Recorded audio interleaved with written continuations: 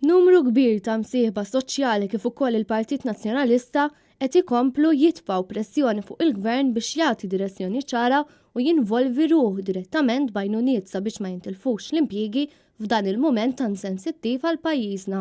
Wara li tlieta l-kap tal-Partit Nazzjonalista Adrian Delija ħareġ b'lista idejat dwar kif għandhom jiġu salvati l-impjiegi f'dan iż-żmien diffiċli ferm għall-ekonomija, il-pressjoni komplet tiżdied permezz ta' stqarrija konġunta li ħarġet mill-Kamra tal-Kummerċ, iċ-Chamber of SMEs, l-Assoċjazzjoni ta' min iħaddem u l-Assoċjazzjoni tal-Lukandi u Ristoranti.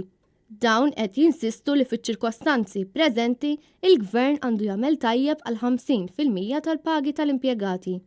Din hija l-istess proposta li għamel il-Partit Nazzjonalista nhar it-tlieta bħala miżura sabiex jitnaqsu kemm jista' jkun ir-riperkussjonijiet tal-COVID-19 fuq in-negozji Maltin.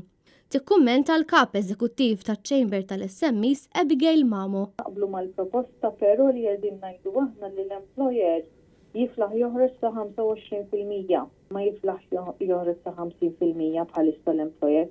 Fil-fatt, id-diskussjoni dejjem kienet li l-partijiet kollha jridu jerfgħu biċċa. Isek il-Gvern lest li jerfa' 50% jista' jerfa' sa 50%, l-employer jista' jerfa' sa 25%.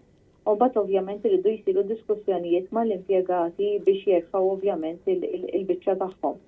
Biex fl-aħħar mill-aħħar l-importanti li nissalvagwardjaw l-impjiegi u ma jkunx problemi ta' dak it-tip.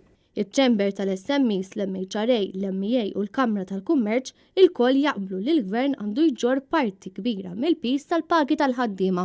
Jikkummenta l-Perid David Xwiereb. Konna qegħdin nitkellmu fuq proporzjonalità ta' dak li għandu joħroġ il-Gvern, dak li għandu joħroġ l-employer u dak li jrid ukoll jerfa' l-impjegat. Fost oħrajn fil-proposti tagħna suġġerejna l-50% tal-pagi li għandha tinġar mill-Gvern, 25% mill-employer, 25% mill-impjegat. Net News ħaw koll il-kummenti tal-Assoċjazzjoni tal-Catering Establishments jikkummenta Matthew Patch. Bażikament fil-press release li ħriġna, il-maġġor tal-membri tagħna qalu li cash flow wise daw jistgħu jissopportu bażikament jumej fil-ġimgħa għal xarej li ktar 3 xhur biex insostnu l-impjegati tagħna. L-ikbar concern li għandna bħala restorantija kif ħanżommu l-istaff komplement tagħna matul dan il-perjodu ngħidu hekk ta' kriżi globali biex kif tgħaddi kollox insib l-istaff komplement mhux ikun nagħmlu recruitment ġdid. Issa naħlu 3 xhur oħra biex nerġgħu insibu saqajna fid-dinja tax-xogħol. Jiġifieri bażikament għandna bżonn is-support tal-Gvern l-aspett ta' finanzi biex jissapporti għandna ħalli nżommu l-impjegati li għandna ħibu riżorsi li għandna.